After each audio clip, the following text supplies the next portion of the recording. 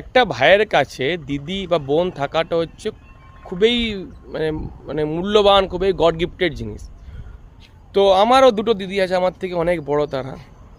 আমাদের মধ্যে সবসময় ঝগড়া চলে, অশান্তি চলে কি নিয়ে? চাউমিন খাওয়া নিয়ে, মোমো খাওয়া নিয়ে, চিলি চিকেন খাওয়া নিয়ে, পকোড়া খাওয়া নিয়ে, এইসব নিয়ে চলে আমাদের মধ্যে, সারা জীবন চলবে। আর তারা আমাকে সবসময় অনেক খারাপ জিনিস থেকে প্রোটেক্ট করে, অনেক ভালো জিনিসও আমাকে শেখায়, সব কিছু করে। আমার মনে হয় যে বাবা মা যদি কিছু বলে তারা আমাকে সাপোর্ট করে। তবে আজ অবধি কোনো দিনও খারাপ কোনো জিনিস আমাকে সাপোর্ট করে না, এসে দু চার থাপ্পড় মেরেছে। আর দ্বিতীয় জিনিস হচ্ছে, লোকে মনে করে যে দিদি ভাই বোন থাকা মানে জায়গা জমির ভাগ নেবে, এই নেবে সেই নেবে। দেখো বাবু, আমাদের মধ্যে ওই জিনিসটা নেই। আমাদের মধ্যে আছে আমরা সবাই একসাথে কোথায় ঘুরতে যাব, কীভাবে সবাই একসাথে আনন্দ করব, সবাই একসাথে ফুর্তি করবো, পুরা হোল ফ্যামিলি নিয়ে, এইসব আমাদের মাথায় সবসময় চিন্তা ভাবনা থাকতে থাকে। আর দিদি থাকা মানে অলরেডি একটা মা তোমাকে স্নেহ ভালোবাসার মতো দিয়ে বড় করে তুলছেই।